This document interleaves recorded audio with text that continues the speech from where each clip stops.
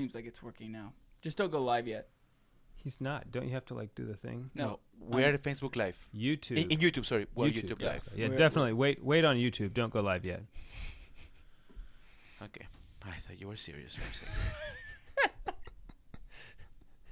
I thought we were being grown-ups. No, we're not being grown-ups. Who? All right, going live on Facebook. 1, 3, 2. You thought we were going to be grown-ups? Who's? It's like, what? Who's going live on Facebook? Who's on first? What's on second? Okay. El recordo.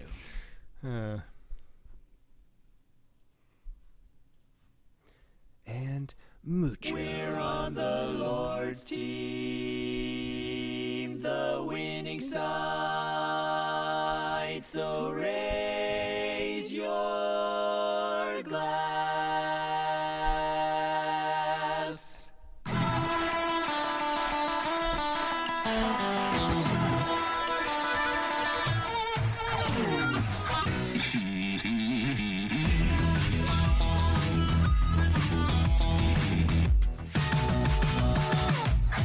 Welcome to the Catholic Man Show. We're on the Lord's team at the winning side. So raise your glass. Adam Minahan here sitting with David Niles. Juan is producer in charge this evening. We're also here with Jim Time. Jim Spencer. Gene Spencer. Jim Spencer. Dave, you know what we did not do last episode? Which, by the way, Oh, yes. I do know what we did not do last episode. our last episode, we've received a lot of feedback from our last episode. Interesting. I've pondered it, and I have follow-up questions I need to ask Joe. Dr. Ebley? Yes, Dr. Ebley. It was a fascinating discussion. It's brought a lot more discussion in my family also about, which are good conversations to have with your family. It's like, hey, because your sister, she's a ICU nurse, Right. you know, like And so this is very relevant for her. right, and so she had some very serious questions. Uh-huh. You know, not that she disagreed. She's way smarter than I am, but she had some very interesting questions. Yeah, I talked to her about it also. Oh yeah, you did on Friday. Uh-huh. She mentioned that, but she had some really good questions, and but it's just good to have those kind of conversations while you are not brain dead. Definitely go back and listen to our last episode. It's on brain death and whether or not brain death is a real measure of actual death and some of the problematic situations that occur that are just they're difficult problems that just need to be, I think, considered more, addressed. They're not being considered, I think, maybe in the proper light. So anyway. But go check it out. Yeah, it's a great episode.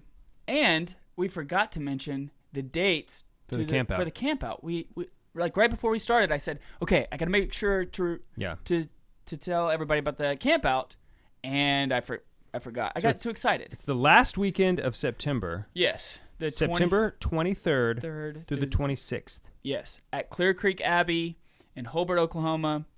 If you go and you just YouTube Catholic Man Show Camp Out, we did a video.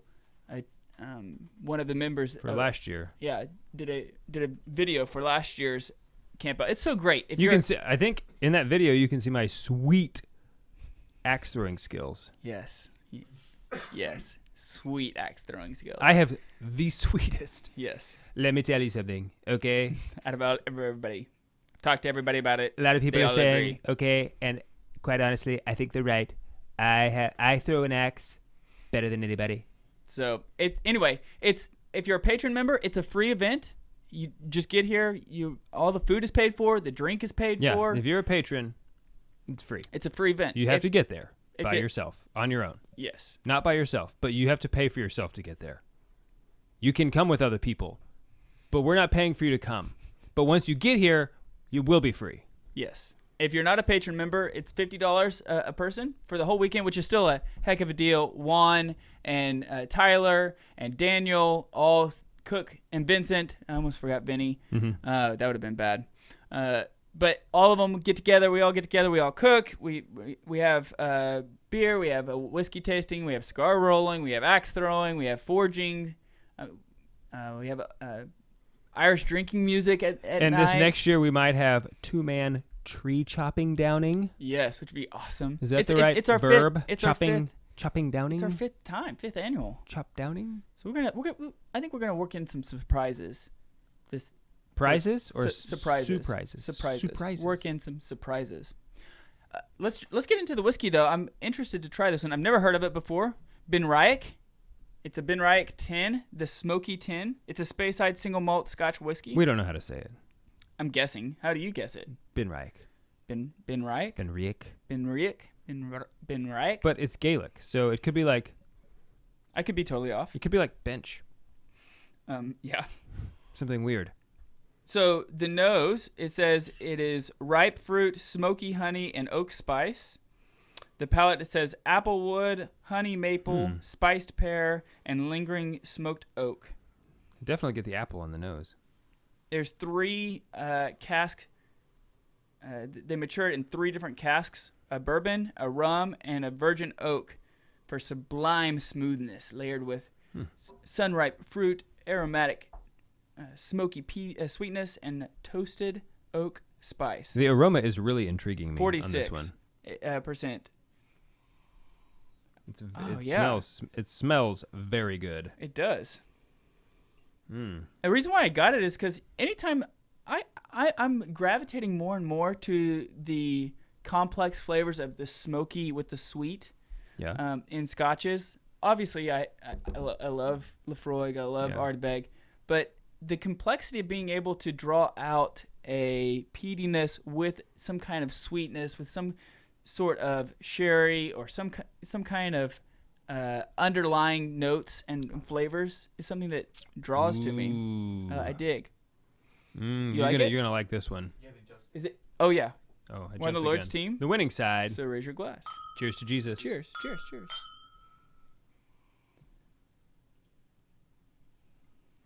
It is very good. What are we looking at here on the... Wow, that is really good. How many U.S. dollars does it take to acquire a bottle of this? I believe it was 56. 56 U.S. U.S. dollars. Canadian, totally different story. Right. I don't even know Man, how many. that I have no idea really how many, good. How many See, pesos. this is why I like these type of scotches though, because at the very end you do get that smoky. Yeah, no, this smoky is the thing charcoal. that you were saying. This is great. I like it. But at the beginning, it's very welcoming. It's very sweet. Not very sweet, but it's just very. It's definitely mellow, sweet in the beginning. And then it's got a nice finish. The aroma is also intriguing. Like there's a lot going on in just the aroma itself. You could tell, like, every time I was nosing it, I would get kind of a different smell. I really like this. We should look up how to say it.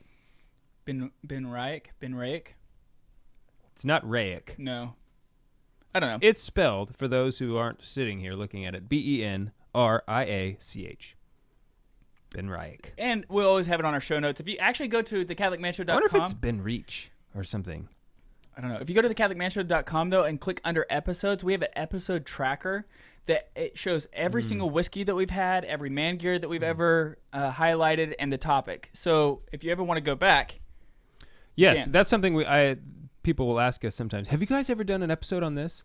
Well, if you really want to know, you can go to thecatholicmanshow.com and look at all of our episodes, because we have it in a table form. Table of contents. So yeah. Also, and from there you can be directed to that episode. Correct. Yeah, all you have to do is click it and it goes to that episode. Right. Dave, there was something else that I had to tell you this evening. Okay, well then you should do it. Per Luke. Okay, my godson. Your godson. He was very adamant that I made this claim to everybody this evening. Okay. Is he still trying to say he can dunk on me? Because he cannot dunk on me. No, he cannot. He's not saying that. Okay. But he did catch his personal best, fishing-wise. I saw... all by himself. I saw the picture of that fish, and it was a whale. It was. I mean, that was like a 3-pound... That had to be a 3-pound fish. 2.8. Okay. We had That's scale. pretty good. Yeah, so here's what happened is... this is what was the whole proud part as being a dad, right? we all were out there fishing. It was me and Luke and Jude, and then our buddy Benny, and all of us except for Luke stopped fishing. We'd been fishing for a while. It was very windy, not really great conditions to be fishing, and so we all left, and we were all kind of hanging out, having a beer by the truck, and let Luke. He wanted to keep fishing. We're like, okay, go ahead, bud. So we got engrossed in our conversation, and all of a sudden I was like, oh yeah, I need to go check on Luke. It's been about 15 minutes, and as I look over, his pole was bent, like almost, at a 90 degree, straight down, and he was reeling it in. You can tell he was like really excited. I'm thinking like, oh man, my natural instinct he as a snagged dad, on something real heavy. Yeah, exactly. But my natural instinct as a dad was go and help him, and thought, no. This is his moment. Right. Like, I don't want to help him. I want him to pull it out himself. Yeah. So I sat back and I watched him, and he got all the way out by himself, got the fish, pulled him out of the water, and started, like, unhooking the fish. The fish was a whale of a fish for him. I mean, it was a huge fish. Largemouth bass. Yeah, and so some people over there next to us was watching this whole thing, and they saw it happening and unfolding, and they were really excited for him too, because you could just tell. I mean, Luke was just jacked; he was pumped, and so they came over with some scales because they saw how big it was, so that way we could weigh it. Nice. And so we weighed it. Yeah, because when you catch a fish that big, you want to know how big. Because you think like, oh, it had to be. And people don't believe you. So like, I caught a 3-pound bass. You're like, okay. So they're thinking like it was about a 1.5-pound bass. It's like, oh, it's 1.5 pounds is a good sized fish. Yeah, that must have been a big fish. You're like, no, it was 3 pounds. I promise.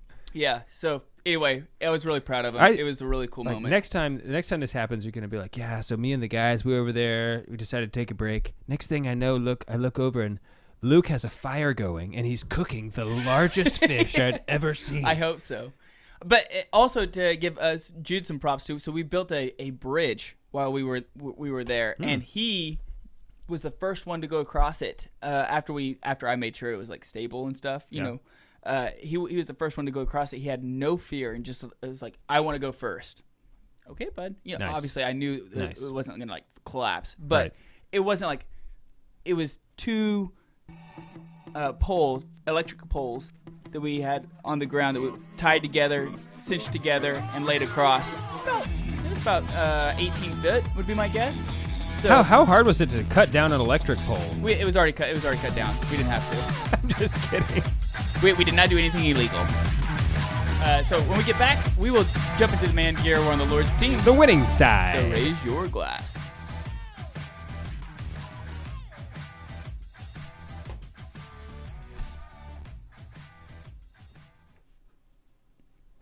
Everything sound okay, Jim? Audio-wise? Good.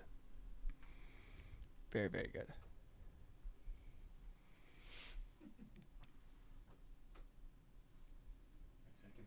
Yeah.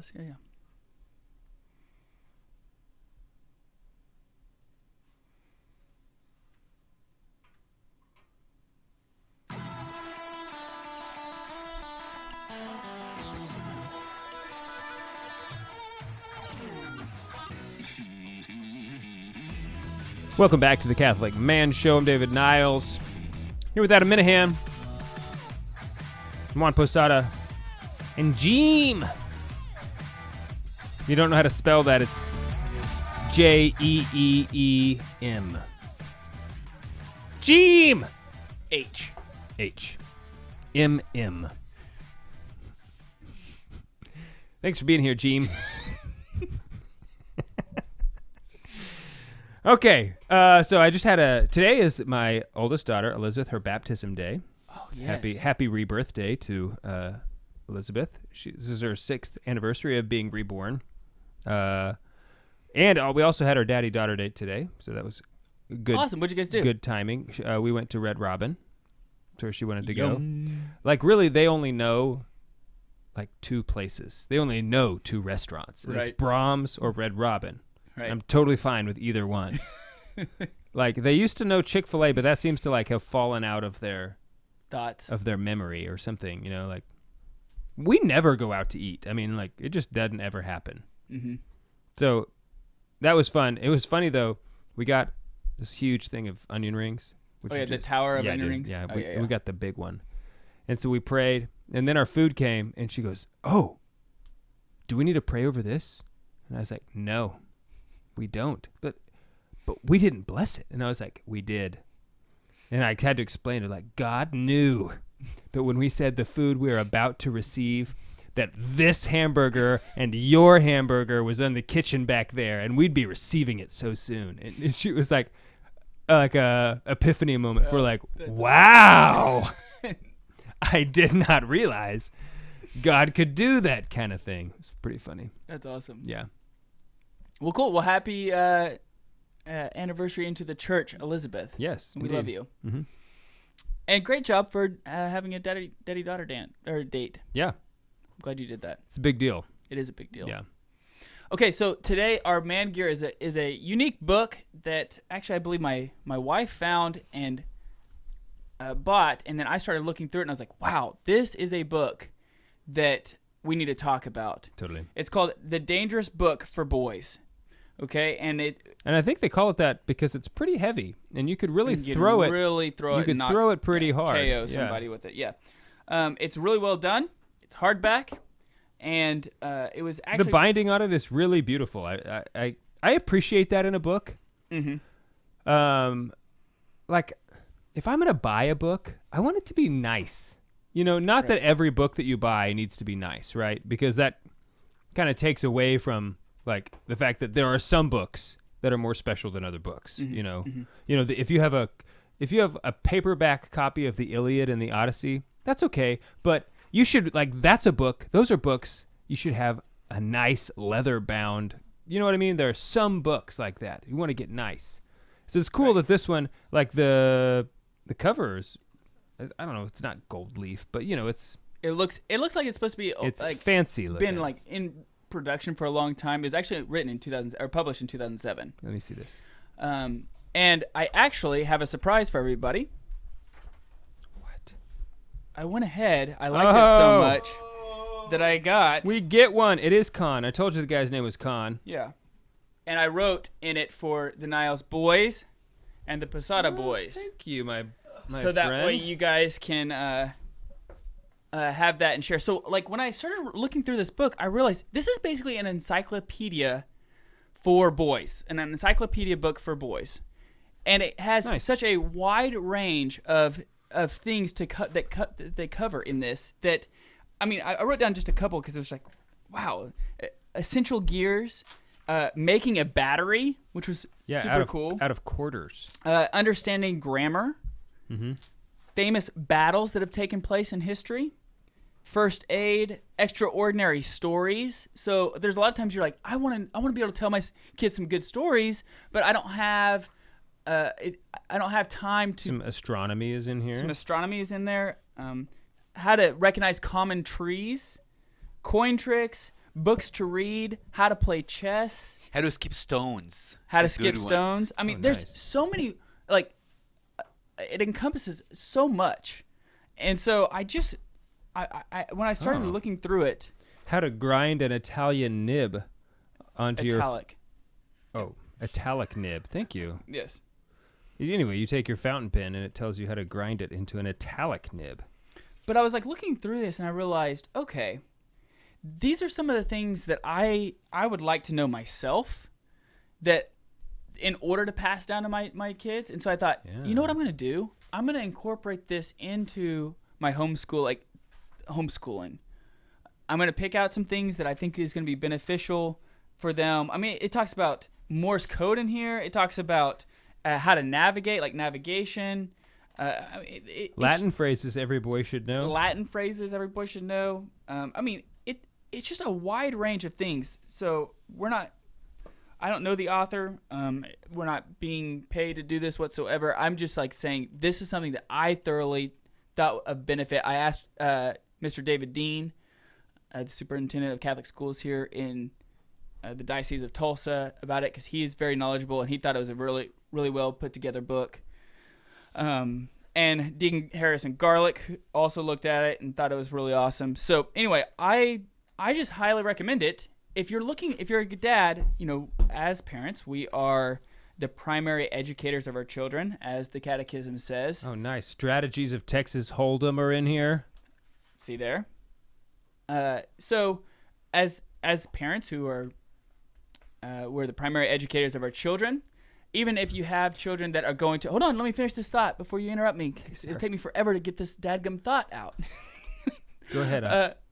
Even if I'll you have wait. kids in public schools or private schools, wherever your kids go to school, if you homeschool or whatever, you still are in charge of teaching your children the faith, teaching your children how to be good men. And so anyway, this is a book that I thought would help those dads out there who maybe don't know how to do certain projects that they would like to teach their children how to do. Or they don't know enough good stories, poems. They have different poems that you should read in here. So anyway, I found it to be very beneficial for me. And I thought, well, if I found it beneficial, there's got to be another guy out there that would consider it beneficial to them. The 10 Commandments. Yeah. It's not a brief history of artillery. which is pretty awesome. So anyway, that's the book that I wanted to highlight today. Nice. Because I thought it also provides you with opportunities to get your kids outside, to get your kids away from the TV, to get your kids away from their cell phone, to go and do activities together. Even if you don't know how to do them yourself and you need some creative thoughts on how to do it, Yeah. this could be a big asset to you. What are your thoughts? No, I really like it. There's some really, really sweet stuff in here. I liked it because it was just it's so versatile. I mean, there's so many different things in here Yeah. that are not all related, but they still are things that as men we need to know about, and it would be good to learn. I think a lot of dads might enjoy it even more than the boys. Right. Well, honestly. I mean, I think that the book was actually written for dads to teach their sons. Mm-hmm. Thank you for the book. Yeah, absolutely. I got to be honest with you. It was Haley's idea. She thought, well, we should get this as a gift. And I thought, you know what? She has all You're your right. best ideas. She does have all. I mean, let's be honest. Both of our wives have all the best ideas. I know. So anyway, that's the gear today. You can go on our show notes, and there'll be a link to it as well. We don't get any money from the link or anything like that. It's just something that you can. So you can use buy as it a resource. online. Yeah, you can still buy it online. Maybe in a regular bookstore. That'd be awesome. People still go to those. Mm. Do they still have bookstores? Yeah, I think so. Like, do we have a bookstore in town? Barnes and Noble. Is it still open? Yeah, on 71st. Yeah. Wow. So anyway, I don't know. Do you ever get? I mean, your son's still too young, but He's too young. But Juan, you probably understand like the struggle sometimes of. I only have so much time as a dad. I'm coming home from work. So you have to be very creative. You have to plan ahead. You can't just wing it, because otherwise you end up doing either nothing or chores or the same thing over and over again. Yeah, which might be fun, but But it's nice to it's mix good. it up. Nice to have cool things. If you have a plan and you share it with them, it gives them something to look forward to. They will not forget Yeah. that they were going to do it. And B, it's just about accountability. Yeah. Dad, you said you were going to do this, and now you're not doing it. Yeah, accountability is big. Has some of the baseball's most valuable players in it. So I like, the famous battles. Did I say understanding? Yeah, I did. Understanding grammar, Mhm. which as we've gone through Latin class, I realized, man, I haven't thought about this in 15, 20 years. Understanding grammar, and after you get past the subject and verb and prepositional phrases and indirect objects, it's like, okay, now what? Right. It's passive indicative. Yeah. It's like, so anyway, PC load letter. PC. What the heck does that mean? What does that even mean? So anyway, I thought that it was a good book. They so they made it into a show. I don't know exactly. I've never watched the show. I don't know if it's good or not. You go look it up for yourself if you're interested in it. Tyler McKee is saying they make one for girls too. That's the other thing I was going to say is they make one for girls. It's like the Daring book for girls, I think is what it's called, or something like that. And then they also have another one, part 2 of this book. I kind of looked through it just online, and I wasn't as impressed as this one. It'd be tough. I mean, I imagine when he wrote this book, he didn't anticipate there being a sequel, right? Right. So, anyway, I wanted to talk about that because this last week, you, Juan, and I sat down and had a much-needed guys' night. Yes. And we had some really interesting thoughts and conversations, and so I thought we could share some of those for our topic tonight, which will piggyback Excellent. off of, being a parent and helping. So, Magnifique. we'll be right back.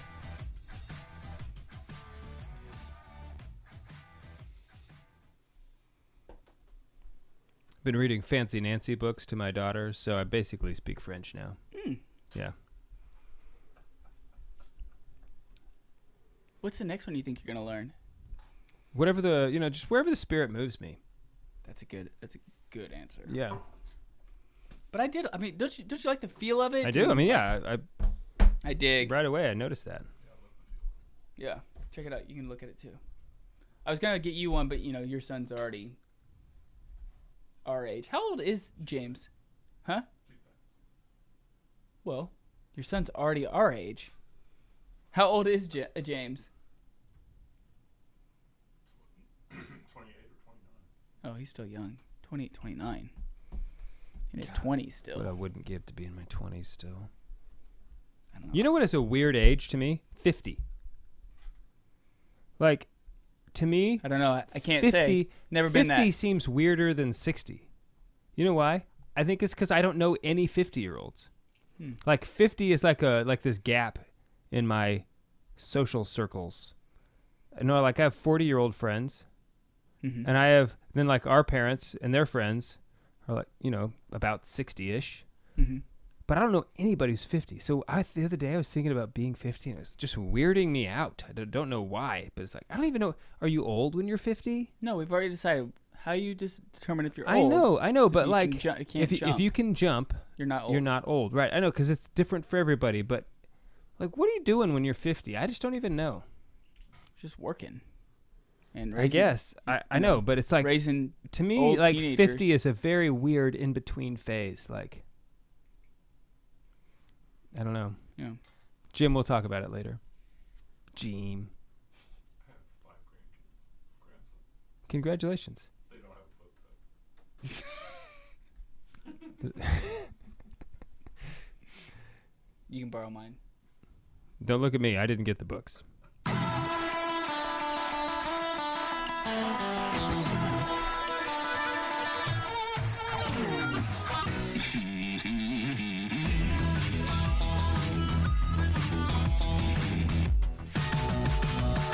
Welcome back to the Catholic Man Show.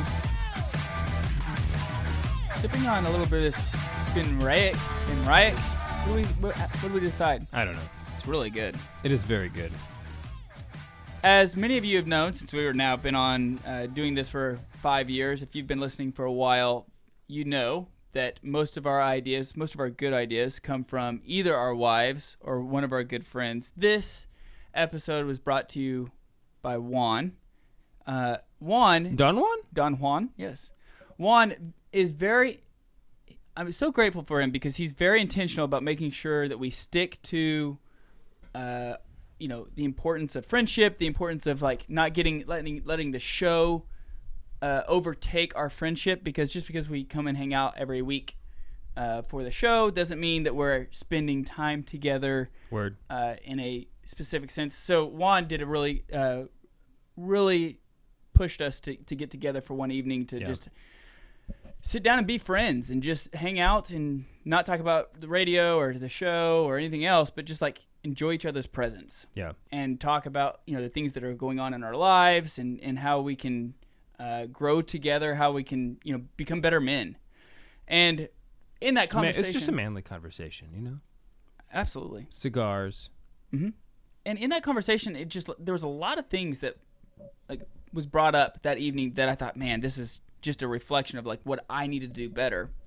And we talked about a lot of different things about raising children. And I thought, okay, well, let's just kind of go old school Catholic Man Show here, where we don't have any kind of notes or anything like that. It's just I brought notes. You did not bring any notes. You don't ever bring notes. I thought I had them. You don't have any. No. Okay. Now I'm nervous. But kind of go old school here and just like talk about what, similar to what we discussed that night about the importance of order with children. Yeah. The importance of raising them to be well-rounded children, not just like, obviously you have to focus on teaching them the faith, but teaching them other things as well, which is kind of like what this book does. It doesn't just focus on the 10 Commandments, and it's not like strongly Catholic. It doesn't have Catholic undertones or anything like that in it. However, the more you know about reality, the more you know about the world around you and how it works, the better Catholic you will be, because you're living in this world from a Catholic lens. Right. And I think I struggle sometimes when I'm teaching my children about the faith. I focus so much on the faith and not as much on fun. I focus on, like, I got to make sure that they understand the 10 Commandments. I got to make sure that they understand all the mysteries of the Rosary. I got to make sure that they memorize the books of the Bible. And, all these things that I do want to teach them because it's good. It's good for them to know. Yeah. But I know that I have a problem.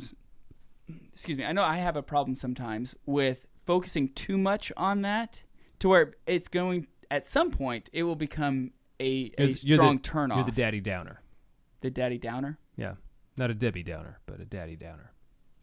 Well, it's not that I'm negative about it. Well, I know, but it's like dad, all like, if, the kids are thinking like, all dad does, like dad just is drilling us all the time. Like, he's not fun. Right. We don't ever do anything fun. Like, only thing dad ever does is talk about being Catholic.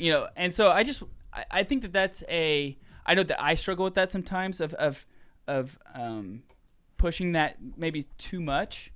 And so I remember when Scott Hahn came into Tulsa, he said, like, obviously you focus on the faith as a teaching to your children, but you have to focus on the fun as well. Mm-hmm. And you have to teach them the leisure. You teach them how to celebrate and how to feast and how to live life to its fullest. So anyway, when we were discussing this, one of the things that we brought up was order. And you made some pretty good points on that. I'll let you kind of go from there. Yeah, so we were just talking about order, and this is like the perfect example of how all of our best ideas come from our wives. Mm-hmm. Because I had this epiphany, and I was like thinking about order, and I remember saying this, and then like being proud of myself, thinking, "Wow, this is good. It's profound." Mm-hmm. But what I said was that we need to teach our children that there is a right way and a wrong way to use everything. So even their own toys. I think that there's a line of thought in parenting that let the children be creative.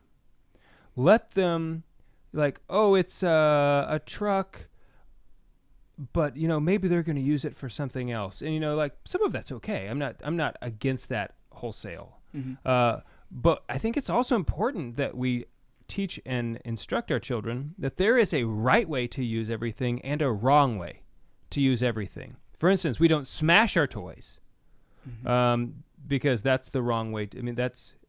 That's destroying your toys. We don't do that. Okay. And I said that it's so important to do that because if they think with their own toys, for example, I can use this any way I want, then at some level they will translate that same idea onto their own body. If growing up, everything I own, if all my possessions, I can use them any way I want, then I can use my body any way I want. If there's no order, if there's no rules, there's no right and wrong in the way we use things, then the same thing might apply to my own body. And when I said that, that's when I was thinking, hey, that was pretty good. I'm really contributing here. Pretty profound. And so it was so profound. The next Scribes, write that down. Right. Yeah, write that down. Yeah. I'll wait. Yes. So the next morning, I was telling Pamela, it's like, honey, I said something really good. And I told her, and she said, that's what I told you 3 days ago. I said, you did? And then she said, yeah, remember? I told you how I had this epiphany about how there's order and how it related to the theology of the body. And when she said that, I thought, oh, yeah, you did tell me that. Well, that was a really good point. It was such a good point. So good, I decided to make it my own. Yeah.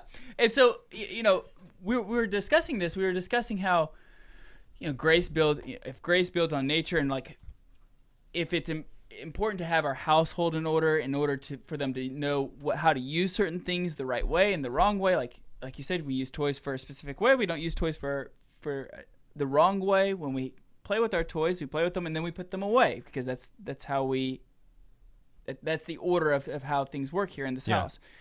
And that's why Jordan Peterson is so popular, right? And guys like Jordan Peterson, because he focuses on making sure that you have the small things that you can control in order. Right. If you don't have your house in order, then you come home and you're starting at chaos. If you don't make your bed in the morning, that's something you can control. Mm-hmm. And now you have a ordered bedroom. Granted, you have everything in order outside of that, but there's definitely something to it about just the things in your room. You walk into your room, for a kid especially, and how tidy is your room can often translate into how tidy are your virtues, or something. It just, because if you're inwardly ordered, then I think that there's a desire in most people to be outwardly ordered, mm-hmm. right? So that the outward thing reflects the inward thing and vice versa. And so we really need to hold our children to a standard, whatever that may be. It's different for different aged children, but sure, it needs to be there so that they understand this is just part of life. This is and when girls are the worst at a certain age. Both my sisters, I remember their room was ridiculous. Both your sisters? Yeah. Growing up, my sisters, like Becca. You were already grown up by the time Becca was around. So I remember her room. Oh, okay. When she was 15. Yeah. Oh, it was ridiculous. Just spotless? No. Oh. Oh, no, it was trashed. Oh. It was just the worst. Oh. I mean, there was no floor. Just clothes everywhere. I mean, I'm not kidding. Okay. And Sarah was the same way. I mean, I don't think she was as bad as Becca, honestly. But now they're both much more ordered than both of us. I would have to see Becca's room. Maybe, but I would need to see it. I'm giving her the benefit of the doubt. And then Sarah, if her room is clean, it's because she married Drew, my brother-in-law. Okay. I feel pretty confident in that. But I mean, I also know that once my children know how to use something, that they do it well, right? Once they know this is what this is for, yeah. Then and they know how to use it, and then to go put it back. There's no question. Things don't end up getting out of control. Yeah. When my boys see sticks outside and they call them battle sticks and they're hitting each other with them, and they know this is not really what we should be doing, and so we decide, no, let's use the sticks. I thought that would be okay. Well, it is on some points, but then you... Well, do they have helmets on? No. Okay. Helmets and eye protection. Now we've got a game. Elbow pads, knee pads. No. Right. But once they understand what the rules are, it's they're free to utilize them now that they know how to use them. Yeah. And I'll tell you that kids actually yearn for rules, especially in their play. They actually want rules for their play. I mean, this is more obvious, I think, in little girls, because they will sit there and play house. Okay, you're the mom, and you're the baby, and I'm the dad, mm-hmm. and they set up this and we're coming home for so it's what are they doing? They're establishing the rules of play right at the very beginning. Okay, it's and they know right away you can't play unless you have the rules. Mm-hmm. It doesn't work. Mm-hmm. And then if you start making up rules in the middle, that's when chaos comes into play. Sometimes you have to. Yeah. So we'll keep going on this conversation on the other side of this break. We'll be right back.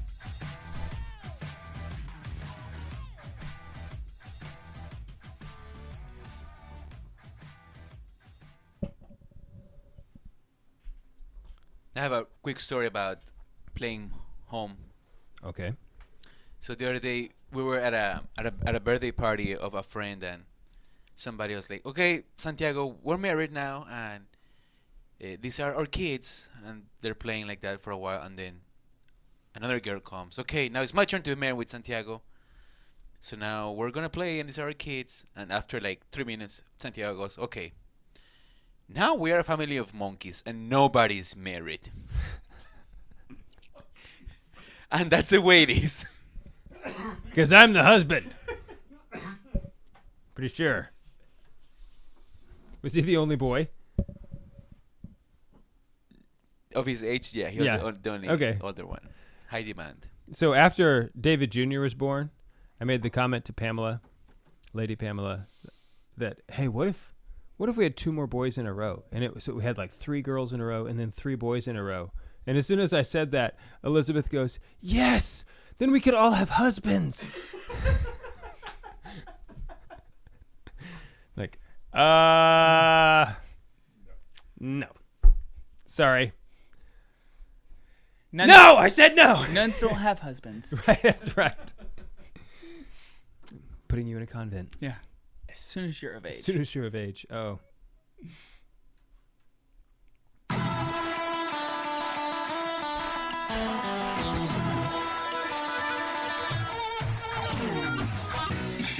Welcome back to the Catholic Man Show.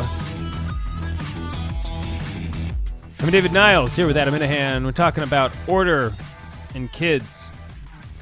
I have a caveat I need to make real quick. Haley texted me Oh. because she was going to buy that other book for girls. You know, we were talking about the dangerous book for boys, and she was thinking about buying the daring book for girls. Turns out it's written by a different author, and she gave the thumbs down and wanted us to make sure that we said it on the episode since we kind of hinted at it may be good. Oh. It's authored by a different person, and she talks about palm reading and yoga, and etc. in the book. So don't recommend that one. I do not recommend it. Why would she do that? That's dumb. Well, What does that have to do with girls? I don't know. I'm just saying. I'm not. Do not get the book. In case you feel called to the gypsy life. Right. Yeah. So I also wanted. So we're talking about raising our kids, and making sure that we're Well-rounded kids. Well-rounded Not fat. children. That's not what we're talking about. We're not talking about We're not fat talking about children. raising No. fat children. No, we're talking about well-rounded children Like in their person.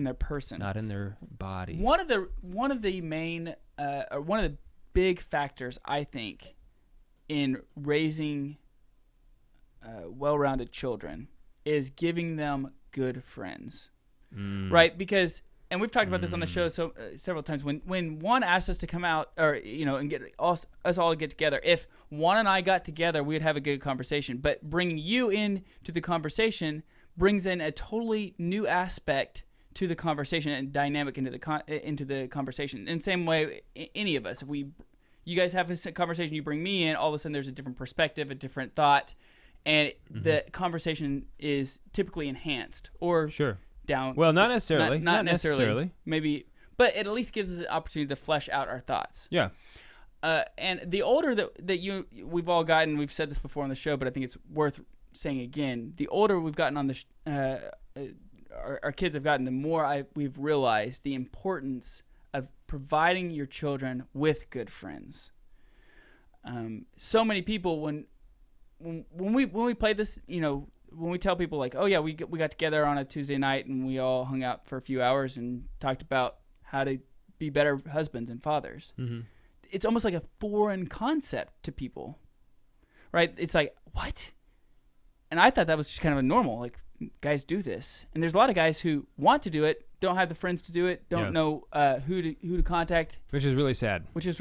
But if you're not doing that, if you're not understanding the importance of it, like how I did last week when we were all together, I'd been thinking about that night quite a bit, and it was because Juan, pushed us to have it. Mm-hmm. And it made me start thinking also about, well, if it's that important to me, it's so important to your children as well, like to provide them with the good with good friends, so that they have good conversations, that they can teach each other, and you're not worried about what they're teaching them. Yeah. Because I think there actually comes a point where your kids' friends become more influential over them than you are in certain ways. I mean, obviously, the father still has, the authority, and at the end of the day, his way will go, right? But there comes a point where you might be able to make them do what you want, but you can't make them believe what you want, right? But your kids' friends can. Your kids will be into whatever their friends are into. Right. And I'm seeing that. Right. Oh, the friends are into Pokemon cards. Your kids are into Pokemon cards. Right. They didn't know anything about Pokemon cards. If their friends said Pokemon cards are dumb, they also would be like, Pokemon cards. I didn't want any of those. Yeah, those are ridiculous. Right. Yeah, and so you can obviously see how that could help, like, spiritually your children, or negatively influence your children. And I'm not even talking about even in the Catholic realm, so to speak, but Juan does things with his boys outdoors all the time. They start recognizing reality more. They start realizing that, hey, there is a creator. Look how beautiful this is. They can recognize beauty more. So as we continue growing up, and my sons are hanging out with Santi and JP2, and they're camping together, and Santi comes up and says to Luke or Jude, like, look at this mountain, look how it is, and points out a characteristic of the mountain that my sons would have maybe never have realized. Sure. Then they can see a beauty that they would have never have taken into account. Sure. Yeah, but obviously having Catholic friends there's no substitute. Absolutely. No, and I'm not advocating because otherwise. Stuff like when your kids are all together and then all of a sudden it's noon, and somebody says it's noon, like, let's pray the Angelus. Like this happened yesterday on Mother's Day. It was over at my mom's house, and my Lady Pamela's alarm went off because it was noon, and the kids were all in the other room, but I just yelled, "It's noon!" And then I heard the Regina Coeli break out, because it's during Easter you don't actually pray the Angelus, you sing the Regina Coeli, right? And it's just great, like that is the culture, That's like the secret sauce or something, right? That's what you want. Where we're just living and breathing the Catholic faith. The idea that it's not true, it's like, well, what like, I don't know, is the sky not blue? Or, it's just foundational. That's how you do it. That's how, if you want to keep your kids in the faith, it starts as early as possible. It starts with you, but it doesn't work if it's not real. If it's not a real thing, if you're not really wanting to pray the Angelus, and you're just making them do it, right? Then it's oppressive, right? And that's a great way for them to reject the faith when they get older, because it's just, sure. I was oppressed with the faith. They not oppressed. This. I wasn't oppressed by the faith, but I was oppressed with the faith. Right. Growing up. Yeah. What are some of the things for girls, like that you are trying your best to do that's outside of, like, obviously teaching your children the faith, but focusing on things outside of that?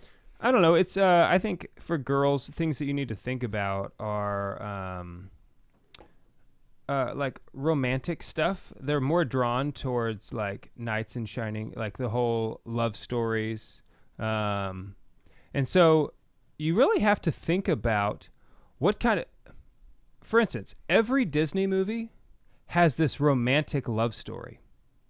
And is that really are these really the ideas that we should be planting in little girls' brains? Like, this is the imagination that we want to give them, this is the way we want to form their imagination. So when they make stuff up, when they tell stories, there's going to be a romantic, like, they don't need that. That is not guarding their innocence.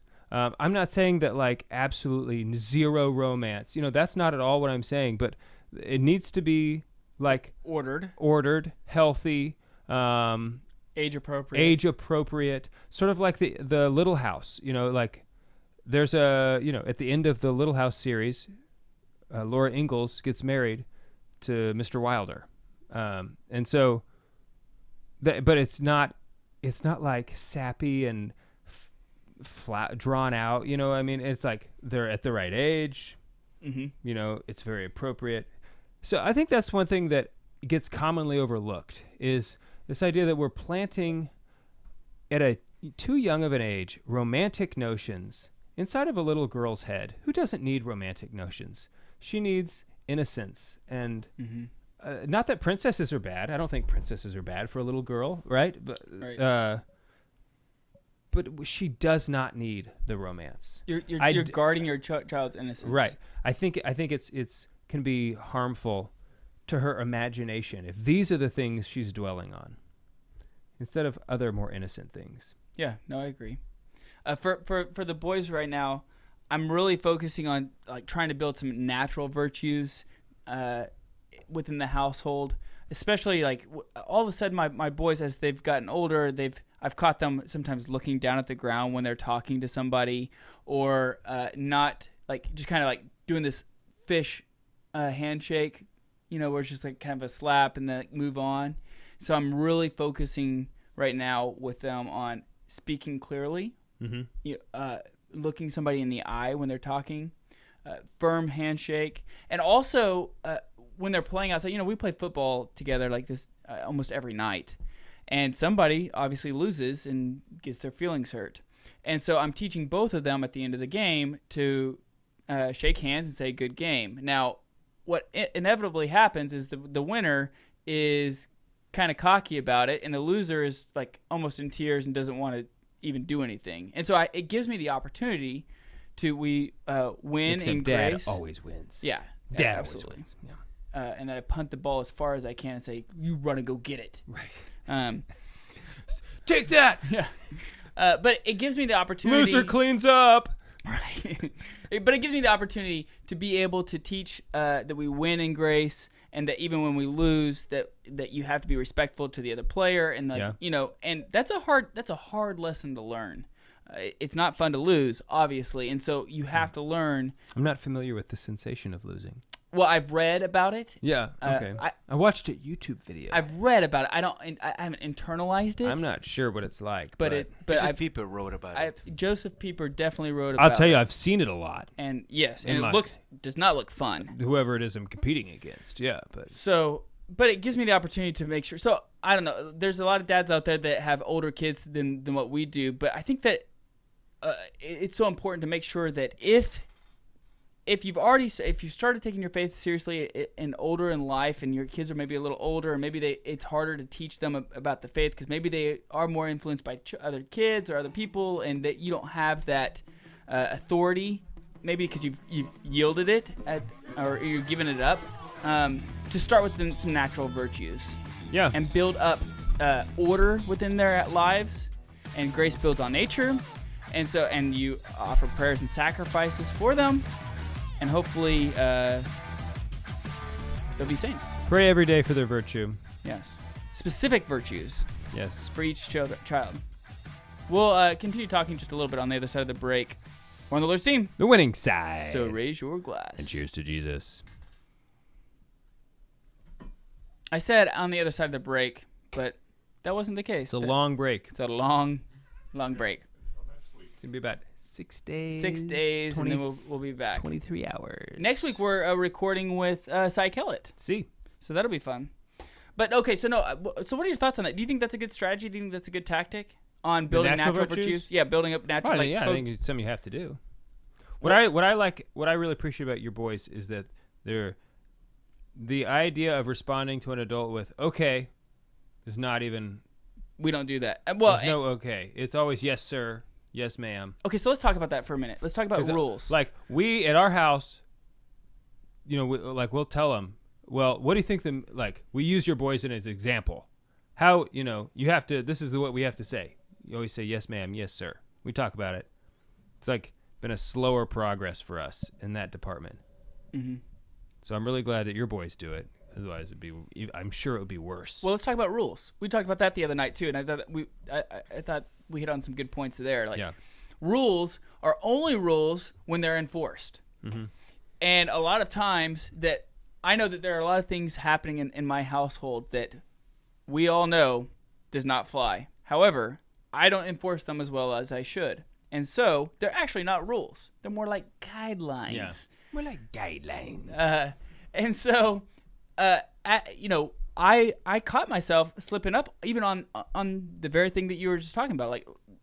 Jude started saying, okay, to his mother. And I said, okay, this is not okay. This is not what we're doing here. And I had to reinstill this yes ma'am, no ma'am. And what happens is you have to be consistent. You have to continue doing it all the time. You just feel like all you are doing is correcting them. You do it obviously out of love. You don't be harsh about it, but you just constantly have to remind them to where it becomes a habit, to where they don't think about it. It becomes a response. It becomes an instinct to do it that way. Yeah, I agree. Yeah, and that's the kind of thing that they'll start doing it to the parents first. Right. You know, they wouldn't do it to, if it was a stranger or like somebody else, not a stranger, but they'd say be more respectful. I mean, like kids learn to do that. But still, I'm glad that they do it. That's like back to the example of having good friends Right. for your kids. Yeah. I don't know. It's good to take a moment and step back and have a reflective, like. So what do you think about this? I was talking on Mother's Day to Pamela's parents, and her mom was telling us how when she was growing up, if one of them did something wrong, they all got whooped. Oh, wow. Yeah, it's like I don't feel like that's it's justice. well, I mean, I can understand how I don't either. there's some parallels there, right? Because we're in the communion, you are your brother's keeper, right? know? And we're all part of the body of Christ, and when one sins, we all suffer. But she said that it made them hold each other accountable, because it's like, no, oh no, you're not going to do that because I'm not getting whooped for it. I think what I would, I don't know. I haven't thought about that enough, right? Yeah. But I think it's like one of those things. Like, yeah, I don't think I'm going to do that. I do see how there are some. My instincts It's would very be, old school. If I played that game, my instinct would be that the one who did the wrong would suffer more than the others, even if the others had to suffer. So if Luke did something wrong, he gets a severe punishment. Everybody else may not get to do something that they like to do because of that. Sort of like being on a football team, like one person gets penalized. One person messes up, everybody's running. And yeah, I mean, I see parallels. It's a little different on a team, because I'd have to really think about that. You volunteered, that's to be on a team. My mom did that growing up, and actually in Latin America we have a saying that goes, "Pagan justos por pecadores," means that the rightful and the sinners pay the same price. And if one had a consequence like, oh, well, now nobody gets dessert, or but I just feel nobody like plays. That's against justice. I think it depends on the situation. Like, you're like taking on a punishment. It wasn't all the time, but when you're it happened, taking on a you punishment remember. of a crime you didn't commit. Well, I think it depends. Like, it depends on the situation. Is it a situation where all the kids are like off by themselves playing together, and then like a window gets broken, or something? You know what I mean? Like, or is it at the dinner table where one kid is having bad, manners, and the other kids are not? Like that's a situation where you're not like, Mom, why can't I have dessert? I was having good manners down here. Like, that's messed up. Everybody knows. And like Johnny's the worst. The problem that I could see immediately arising in my household would be tattletelling. Immediately, and that's not something that you want to instill as well. It's just constant tattletelling. Mm-hmm. So I don't know. I can see benefits, and I can definitely see things that would go wrong. I don't know. I don't know how to think of it. I don't know how to handle that. Yeah. No, I agree that it's like there's it definitely doesn't feel right. It doesn't feel like like I said, the virtue of justice to inflict a punishment upon somebody who is not due that punishment. Right. Is a violation of justice. Yeah. And would be I think could have repercussions to your children later on. And it depends on what the punishment is too. Sure. Yeah. I would say there is many times when something happens and everybody else was looking at it happen, and it's like, well, could you have stopped it? Yeah, you didn't. You allowed this. You to allowed happen? it to happen. Right. So exactly like. But Yeah. that- How like okay to say that a sibling is not responsible for their brother's or sister's behavior. I mean, well, they are to some extent. Sure, I Right? mean- if depending on their age and Right, but I depending mean, on a so lot of Luke's stuff. Luke's about to be 8, right? He's about to be 8 years old. But I hold Luke to a higher standard than I do my younger children, and I even Sure. have talks with him by himself, where I talk to him about how because he is older, he has to set the example, and he has to make sure to be the good example to the other kids. And so, with more responsibility comes more rewards as well. Mm-hmm. And so, listen, if you're doing your job well, then you get to have you get to feast more, right? It's the same way with, listen, I sacrifice more than my children do. I do more self-mortification than my children do, and so because of that, I understand what feasting is even Yeah. more so than what they do, and the same principle I think applies there. I will tell you that I think that a child who lives under that system, right or wrong, Mm-hmm. is more likely to have the guts to stand up to somebody else at school and tell them what you're doing is wrong. Mm-hmm.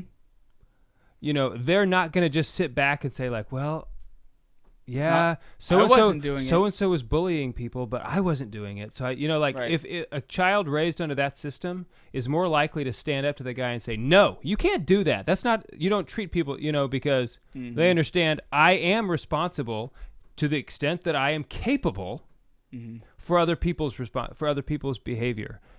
Once again, I'm not endorsing that system. Lady Pamela just mentioned that she thinks this may have only been a thing that happened when nobody fessed up to what happened. Oh, okay. Well, that's if a totally nobody fesses up, that is everybody's getting the punishment. that's a big variable. That is a big, it's a big variable. Because now all of a sudden, when you have I just group was of- curious what your thoughts were on the Yeah. on the idea. my gut is saying now that variable changes the game because other Sure. people know the truth and aren't telling the truth. But is that tattletaling? Like, Well, when I'm asking right? is a different story than you coming up to me every 20 minutes telling me what other people are doing. Mm-hmm. By my authority, if I'm asking you a question and you know the answer, you have to tell me. Yeah. It just doesn't feel right though. Like, if I know that like my brother did something and we're both sitting there and my mom or dad is asking me like, who did it? Like, I shouldn't have to. He should have to say it. Like. Oh yeah. I mean, Well, and at that point, if he doesn't, then I think that he even gets in my mind. Listen, you did 2 things wrong. You did 3 things wrong. You did the act itself. You lied about it because you didn't tell me about it, and then you made your brother say it instead of you. right. So now that's even a more severe punishment than if you would have just fessed up to it at the beginning. If you would have fessed up to it at the beginning, you would have had like 1 week grounding or whatever Whatever the arbitrary thing is. But now because you didn't do that and you have now 2 other things that you did wrong, now it's 3 weeks or whatever that is, and it is important to let them know. And this is something that we're dealing with at our house right now with lying. You did something wrong. Now I'm just gonna let you know, if you don't tell me the truth and I find out otherwise, Oh, it's worse. it's a lot worse. Lying is one of the worst things you can do in my house. Oh yeah, it's the first thing that will get you in trouble. It's disrespecting your mother, and lying are the 2 things that will automatically there's no way of getting And out. you have to put the hammer down at the very beginning with lying. That is like one of those things. If you let that vice grow roots, Oh, it's a quick one. it it could be there for the rest of that person's life. You know what I mean? Like you have to snuff it out at the very, very, very beginning. So here's something I do that I want to get your feedback on. When Santiago is getting nervous about what he did and he's telling me, I stop him and I tell him, you have 1 chance to tell me the truth. If you do so, your consequence will be less severe. Even if I know what you did, if you tell me, your consequence will be less severe than if you don't tell me, even though I already know. I'm telling you I know what you did. But you have to tell me. It has to come from your mouth. And I call that mercy. I say, I'm going to have mercy, I'm gonna have, you're gonna have a lesser punishment because I already know what you told me. Sorry, I already know what you did, but you have to tell me. That concept of mercy into discipline. What do you guys think? I think that's fine. I think it's important to make sure that they know what they did wrong, right? Because before any of my kids get into trouble, whatever the punishment is, they have to tell me what they did wrong. So that way they know. It's not something like, oh, well, I didn't know why I got in trouble, why I got this punishment. No. You understand the punishment that you're getting because you understand the act that you did wrong. Yeah. I think that's just I mean, if you're letting him know, I already know, but you need to tell me. I think that there's virtue, opportunity there of having fortitude, of telling the truth, even though you know you're going to be in trouble. And that there will be a natural consequence to that throughout his life, right? Of being able to know when I'm in trouble, when I'm inflicted with some kind of pain, or I know that things around me aren't going well, that I still have to speak the truth. When in job circumstances, right? I know that my team isn't doing well, but I still have to go to my boss and tell him the truth. Those kind of things, I think, pay dividends. But I think it's tough to do, right? It's something that is way easier if you start from the beginning. And it's the longer I've become a parent, the more Everything I've realized is easier when you start from the beginning. If you start at the beginning with being consistent with rules and rhythms of life, and you start at the beginning there, it's way easier to maintain. The tough part with starting at the beginning is knowing when to incorporate a certain rule. When is it that you raise your expectations 1 degree for the child? When they show that they can take it. Well, right, but that is the hard part. Which is why it's important to be a well-rounded kid. Also, because you have to. I'm saying as a parent, Yeah, but you observe your kid and see what's I happening. know that. I'm saying it's just hard to do sometimes to know. I'm not saying it's easy. When is it that you expect like a certain something? Because I think typically, I tend to expect higher things later than what I could, and a lot of times kids aren't capable of doing more because it's not expected of them, but that's a risk because I'm very fallible. And what if I do lay a heavier burden, like expect more, they're just really not ready for it, and here I am now getting them in trouble because I'm expecting something of them that they're not actually capable of. You know what I mean? Like, that's the hard part, and it's like that's why I love my kids, and I don't want to. The last thing I really want to do is punish them for something that they couldn't help. I don't want to do that. Well, and that's why I think I'm so grateful for both you and Juan and all of our friends, because I always bounce things off of you guys